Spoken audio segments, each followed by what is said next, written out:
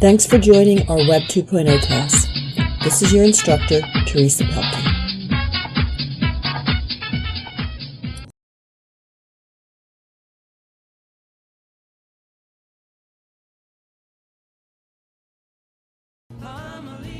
Today I would like to talk about folk songs.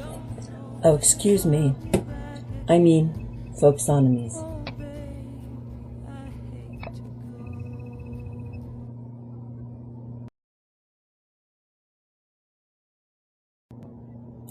A folksonomy, or folksonomies, comes from the word folk and taxonomy. It was coined by Thomas van der Waal around 2004. The definition of a folksonomy is it is the practice and method of collaboratively creating tags to annotate and categorize content. A taxonomy is a structured classification system. It is controlled by authorities and it has rules, regulations, guidelines.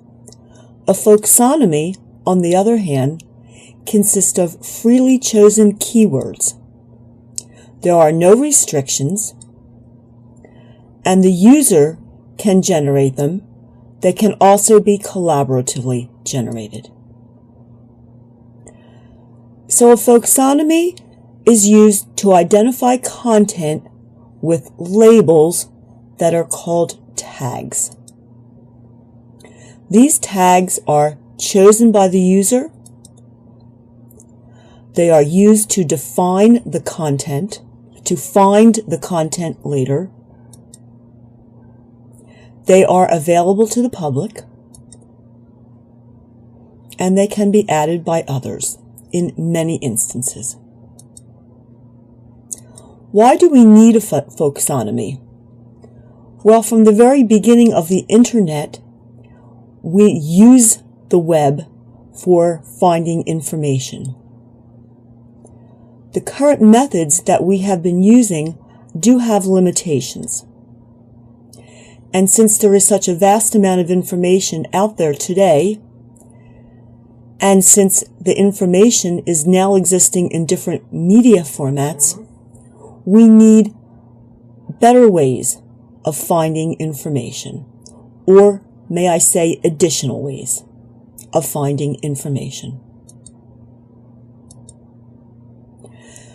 So a folksonomy provides meaning or metadata to the content. It is also used to generate communication about the content. It is used in the sharing of knowledge concerning that content. And it is also used to retrieve the information. It is used to search for it and to go back and find it again. Some sites that use folksonomy. Flickr is credited for being the first, although Delicious, which we will look at next week, I think technically was the first.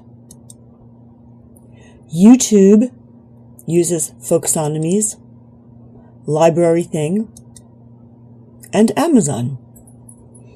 Actually, as we get on in the course, you will see mostly all of the applications that we are using use folksonomies. Let's take a look at tags. A tag isn't the game you played as a child, and it isn't something you put on luggage, although that's close. A tag is a label, and it's used to associate some kind of meaning. We can use a tag on a photo, on video or audio, on a book, on a web page, or other resource. These tags are user-defined, informal, and available to the public. They can be seen by the public. Let's take an example of how we might tag this animated photo here. We could say it is a white dog. We could say it is an animated dog. We could say a bouncing ball is representative of this. A dog playing ball, and a red ball. And I'm sure you can think of many other types of phrases that would represent this picture that we see. So we use tags to associate meaning to some type of web content. So to review, the tags give meaning, associate information. They are used in searching for information, and they're easy to use and understand. A tag cloud is a visualization of the most popular or most frequently used tags. Here we see an example of a tag cloud that might be used on, say, a blog that had a lot of information about these different areas. These would all be different tags that collectively represent information, and obviously Web 2.0 would be the most popular tag, but we see that some stand out more than others.